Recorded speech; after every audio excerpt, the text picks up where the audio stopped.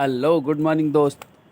मैं आज आप सभी के लिए फिर से एक कहानी लेके आया हूँ और ये कहानी है रामायण से प्रेरित। और मैं आपको बताना चाहूँगा कि इस कहानी में मैं आपको अहिल्या के बारे में बताना चाहूँगा। अहिल्या का उद्धार कैसे हुआ, जो रामायण के बालकांड में ये वर्णित है कहानी।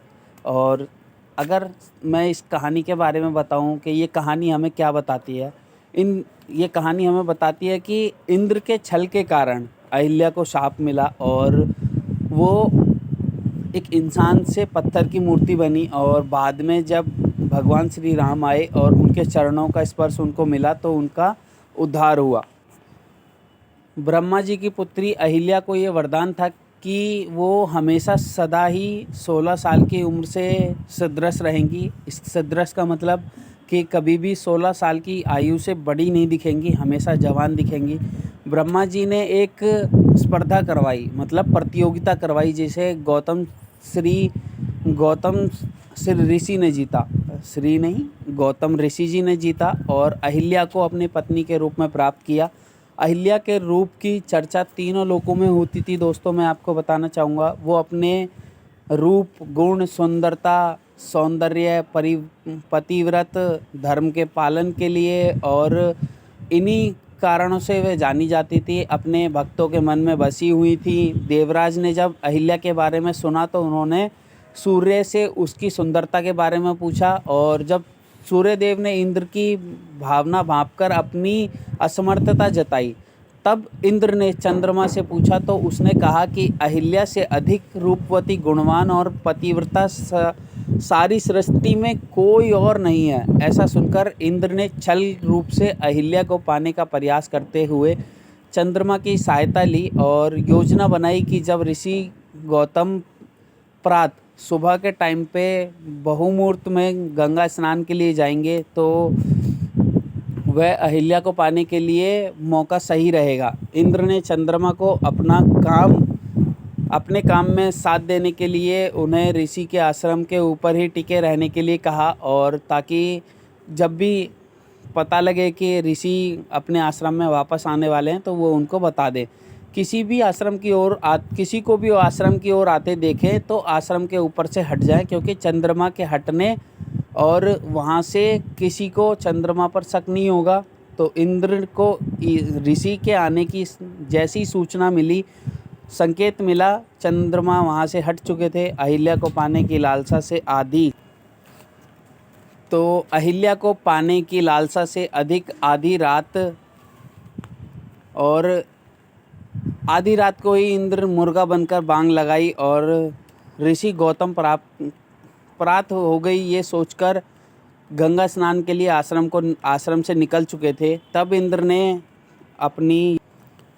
तब इंद्र झट से ऋषि गौतम के वेश में आए और आश्रम में जाने लगे तो अहिल्या ने अपने तपोबल के प्रभाव से इंद्र को पहचान लिया और कहा कि यदि मेरे पति हो तो आश्रम में आ जाओ। इंद्र के छल की लालसा को देखकर अहिल्या ने उसे श्राप दिया कि तुम्हें कोढ़ हो जाए। दूसरी तरफ जब ऋषि गौतम ने गंगा स्नान करने के लिए कमंडल में जल भरा तो गंगा माँ ने कहा कि अभी तो आधी रात हुई है।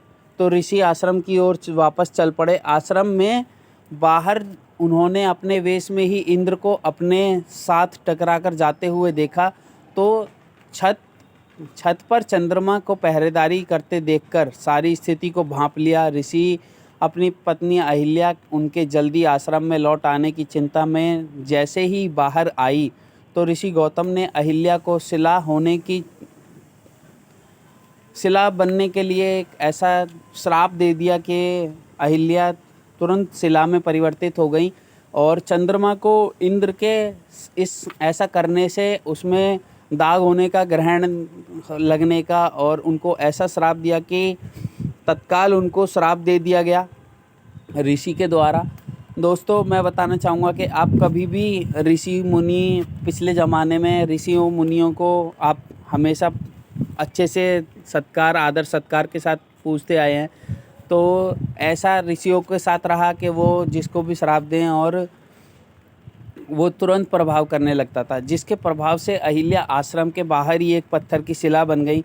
देव ऋषि नारद ने जब ऋषि गौतम को अहिल्या के बेकसूर होने के बारे में बताया तो उन्होंने कहा कि श्राप तो नहीं मिटाया जा सकता, परंतु अहिल्या को एक वरदान भी दिया कि सूर्यवंशी भगवान श्री राम जब उस शिला के साथ अपने चरणों को स्पर्श करेंगे तो वह पूर्ववत पहले की जैसी हो जाएंगी।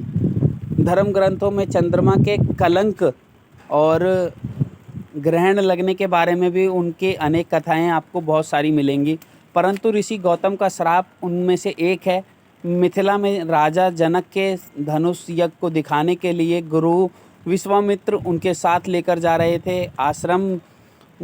एक दीख मग माही खग मृग जीव जंतु न तंग नाही, पूछा मुनि ही शिला प्रभु देखी सकल कथा मुनि कहाँ विशेषी।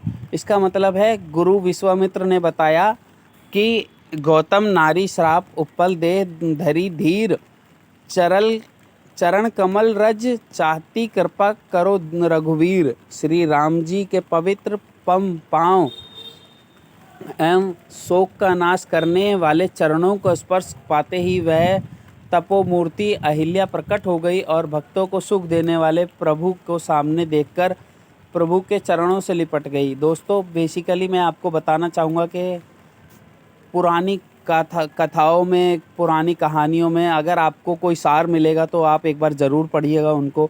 और ऐसी कहानियों को सुनने के लिए मैं आगे से मैं कहना चाहूँगा बेसिकली कि मैं भगवान का काफ़ी कृतज्ञ रहता हूँ कि हाँ, अगर पिछले ज़माने की कथाएं हैं तो मतलब ये रही होंगी।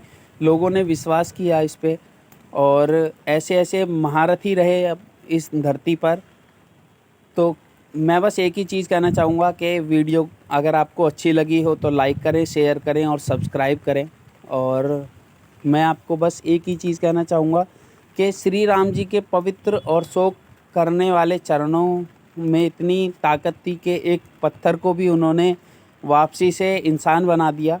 तो कहीं ना कहीं ये बात सच रही होगी। मैं आपको बस इतना सा समझाना चाहता हूँ कि आप भगवान पे भरोसा रखें, अपने आप पे भरोसा रखें। अगर आप कोई भी चीज़ करना चाहते हैं उस पे अमल कीजिए, बाकी क्या नाम है, भगवान पे भरोसा रख के उस काम को शुरू कीजिए। एक दिन आप ज़रूर सफल होंगे। और वीडियो को लाइक और शेयर ज़रूर कीजिएगा। Thank you so much.